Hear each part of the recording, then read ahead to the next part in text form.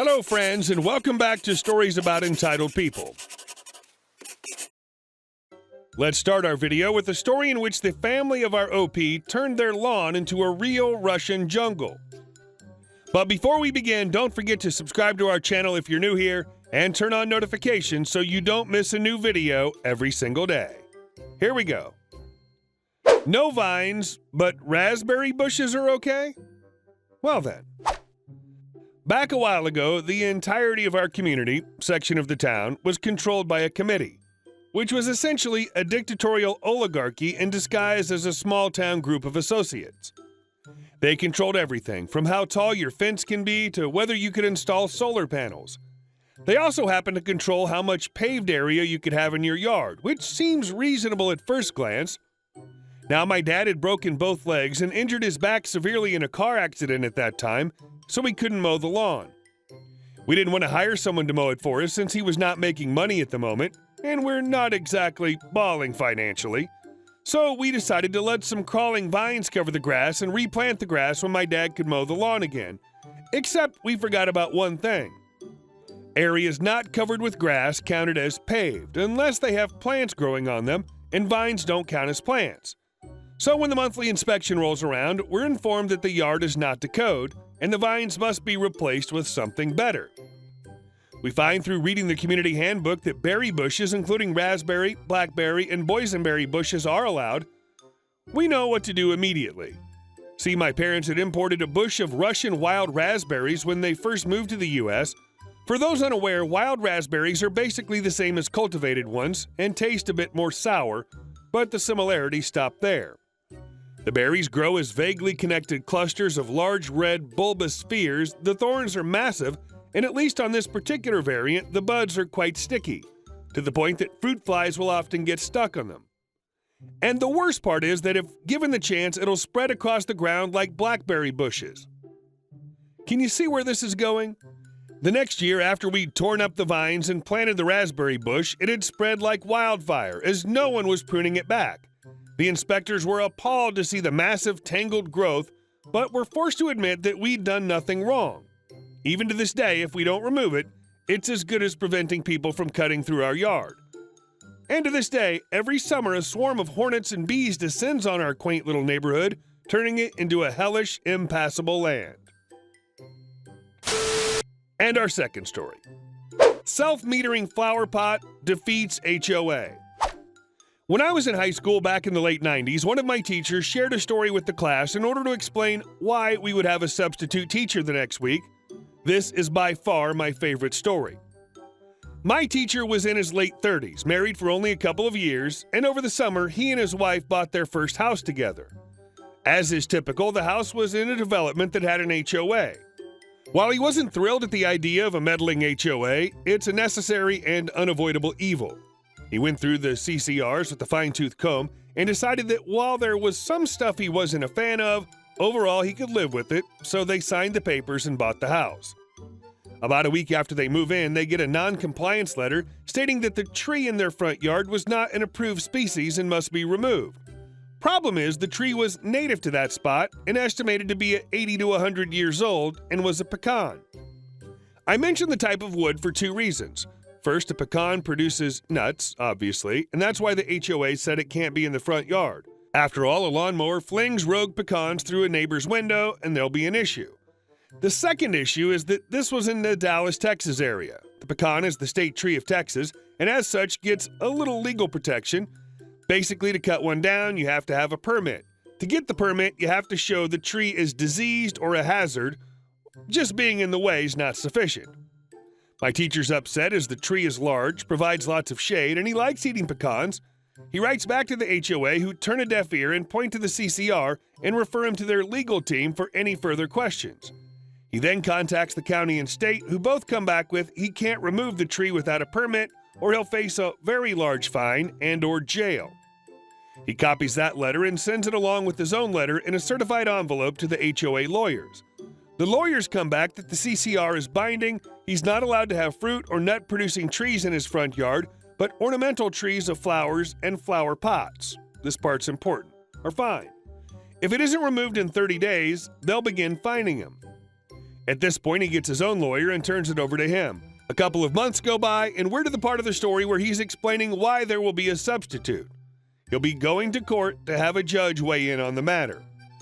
The next week comes, and after the court hearing, he comes in and says that basically he lost as the judge ruled the CCR did apply and the tree had to go.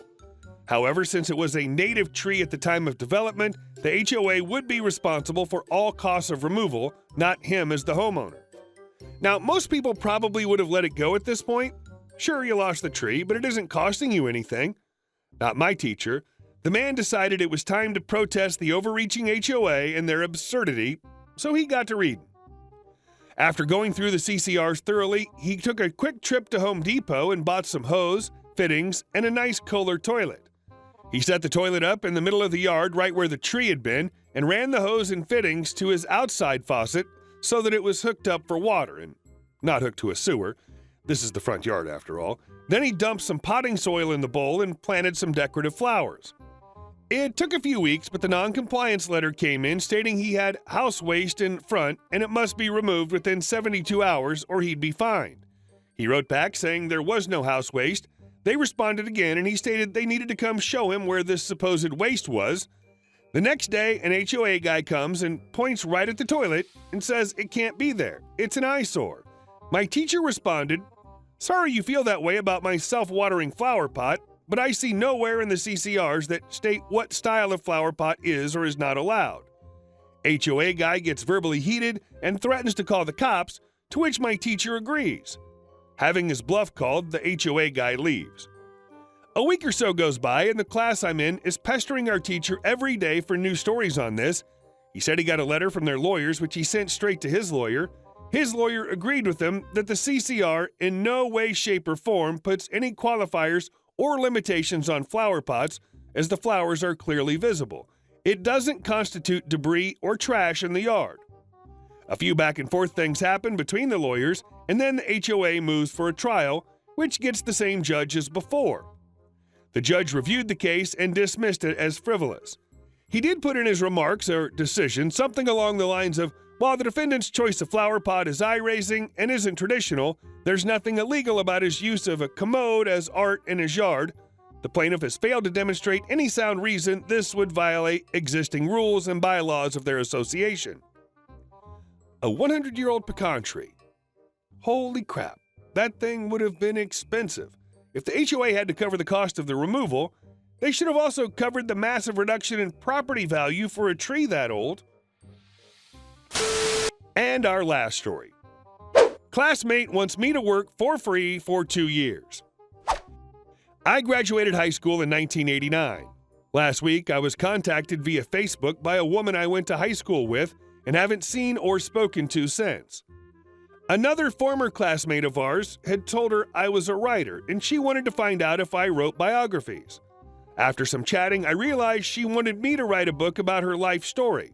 I'll save you the details, but she got pregnant right out of high school to a junkie who ended up in jail, and for 20 years she was in and out of jail, addicted to various substances, and generally destroyed her life. She's doing a lot better now, which I was happy to hear. I explained to her that this will be a big project with a lot of research and it could take a while, a couple of years even. When she asked if I could do it any faster, I told her if she paid me a premium so I could put other jobs on hold, I could make it my priority and finish it sooner. At the mention of money, she got angry. She told me she couldn't pay me, but that I would get a generous share of the profit. I know most books don't make money or very little, and I told her I just couldn't afford to work for free for 2 years on a project with no way of knowing that I'd ever see a dime from it. Cue the angry talk about how she thought I would be willing to help a friend and classmate out and how this book was going to be huge and I was going to miss out on it. I suggested we could spend a few hours writing a treatment that she could use to either get an agent or a deal with a publisher. Once she had one of those in place, so I knew the project had a future, I would be more open to doing this on a royalty-only basis, or we might be able to get a small advance from a publisher. Her response, I figured you'd be able to get it published and sell the movie rights. In short, she thought, mostly a technical writer who sometimes dabbles in other things and recently finished a fiction book I'm polishing, would be willing to work for free to write the book, then I would get a publishing deal for the book and sell the movie rights. I do all this for a generous 5% of the profit. When I told her I just can't afford to work for free, she got pissed and started bashing me on Facebook as an a-hole who won't even help a friend out. When I then replied to her post explaining the truth, people jumped on her. She made one long post explaining that it was people like me who were unwilling to help her that caused her to be a junkie and a criminal for 20 years, and now she hopes I can sleep at night when she relapses over this. A few hours later, after being called an idiot by several people, she deleted her Facebook account. So I guess not working for free causes people to become criminals who can't stay out of jail? I never knew I had so much power. I bet you she already knows who she wants to play her in the movie. And it's probably Kristen Stewart. Hey guys, thank you all for watching the video. I'll see you in the next one.